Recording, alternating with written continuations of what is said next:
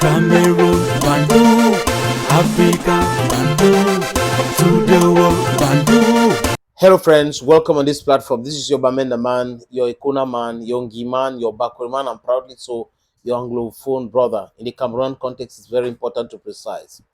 Les amis, j'attire l'attention des dirigeants de l'AES depuis longtemps. Avant même les attaques terroristes, ceux qui me suivent savent que j'ai tiré l'attention en disant attention, attention, ils sont en train de préparer les choses contre vous. Parce que la souveraineté des pays de l'AES dérange.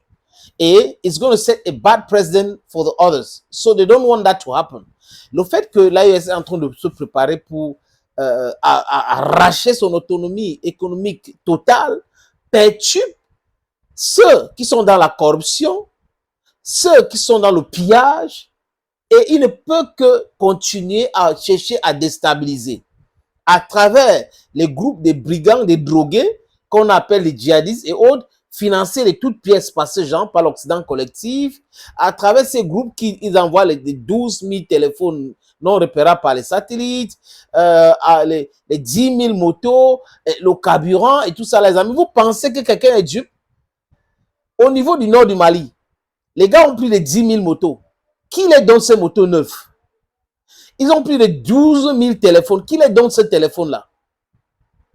Ils ont le carburant. Qui met le carburant? Ça veut dire que prenez même une moto. Disons que ça prend 5 litres. 5 litres fois 10 000, ça donne combien? Quelle quantité de carburant? Mais les Occidentaux ne peuvent pas penser qu'on est dupe. Donc, on lutte contre le terrorisme oui, au Sahel. Non, dans le Sahel, c'est faux et archi faux. Les gens, les parents de ces terror-là, on leur connaît. Ils ne se cachent pas. Regardez les médias, par exemple. France Mensonge. Dernièrement, quand il y avait les attaques à Bamako. France Mensonge, à travers Yassim et l'autre journaliste, là, il s'appelle Serge, ou c'est Serge Jonas, ou c'est Serge Daniel, ou c'est Daniel quoi là. Ils sont à des kilomètres et des kilomètres, loin du Mali, loin de Bamako, mais ils racontent des choses. Ils ne nous disent pas que selon un journaliste indépendant, selon notre correspondant, selon ceci, non, rien. Ils racontent le mensonge et après, il y a eu la communication des chefs d'état-major de l'armée malienne qui allait sur les différents sites d'attaque des terreaux et on a vu les vidéos. Les images étaient là. Et j'avais dit ici, faites attention. Cette machin qu'on appelle France Mensonge là, Mensonge 24 là, à l'époque de Laurent Gbagbo, a poussé les Africains à détester Gbagbo pour rien. Et nous étions ici, en train de dire, pour ceux qui consultent ces pages et autres, ils vont voir, en 2011, 2012, 2010, jusqu'à... On était là en train de dire, c'est le mensonge, ils sont en train de raconter des boubards. Et ils continuent comme ça dans ces narratives. Et le plan de l'Occident collectif et surtout la France, qui est affaibli aujourd'hui, parce qu'il n'y a plus moyen de continuer de piller l'uranium au Niger. Il y a plus, vous voyez ce qu'ils ont fait dernièrement. Ils ont pris l'ancien ministre des Affaires étrangères du Mali qui est impliqué dans l'achat de l'avion présidentiel d'Ibrahim Boubacar Keïta. Donc cette histoire de corruption, il est impliqué dedans. Il a été conseiller de Bazoum. On l'a invité sur France Mensonge ou Mensonge 24 en France pour raconter des boubas, pour demander de discuter, de dialoguer avec les terreaux. Vous voyez? Donc, les gens qui financent les terreaux demandent de discuter avec les terreaux, donc discuter avec eux pour pouvoir justifier les plans funestes contre l'AES. Assimi Goïta doit faire très très attention. Parce que je vois le plan de satellites et autres pour l'AES. Attention, attention, attention. Il ne faut pas commettre les mêmes erreurs comme Thomas Sankara, comme Gaddafi. Il ne faut pas commettre les mêmes erreurs. Ces gens ne sont pas bien. Ils sont d'une méchanceté inouïe. Ils sont cyniques.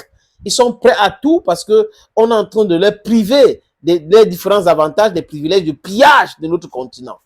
Des avantages qu'ils avaient parce qu'ils contrôlaient la monnaie. Comment se comprendre, les amis, que De Gaulle refuse que la France accepte l'imposition d'une monnaie parce qu'ils ont gagné la guerre et venir imposer une monnaie chez nous, contrôler la monnaie là jusqu'à aujourd'hui. Et vous avez des Africains, des vrais traîtres, des esclaves de la maison qui continuent à soutenir cela.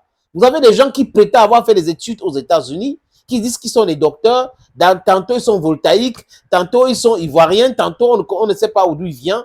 Ils sont présidents par-ci, par-là, ils racontent du n'importe quoi.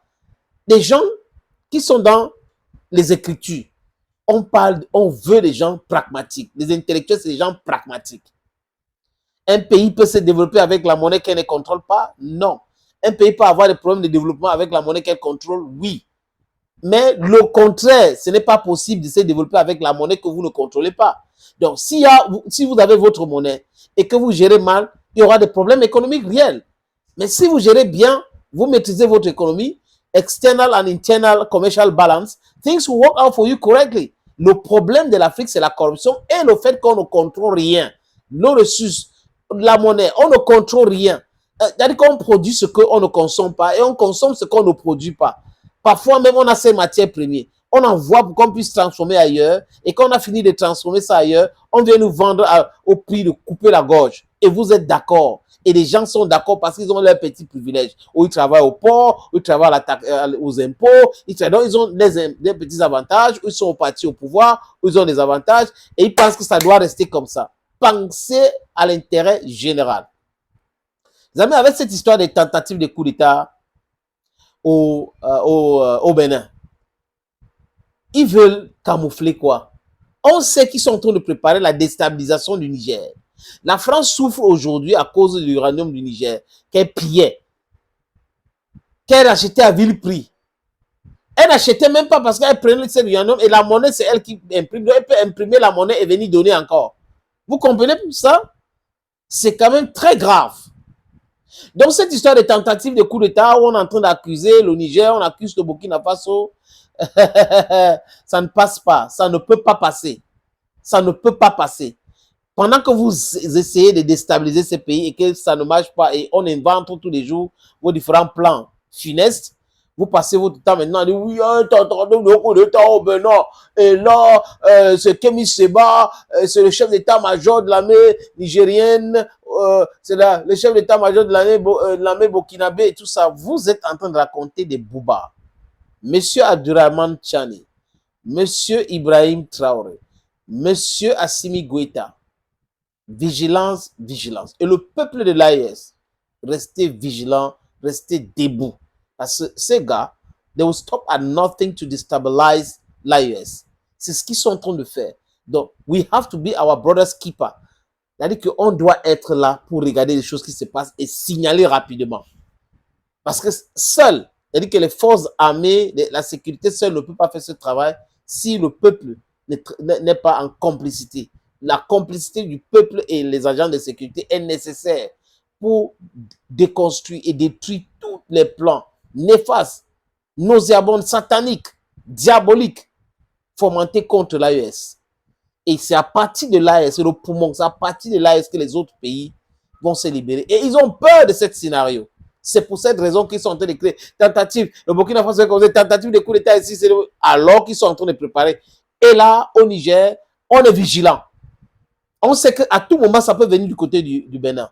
Et le Bénin, je parle, les autorités doivent se préparer aussi de recevoir la violence, si c'est la violence qui cautionne pour le peuple du Niger.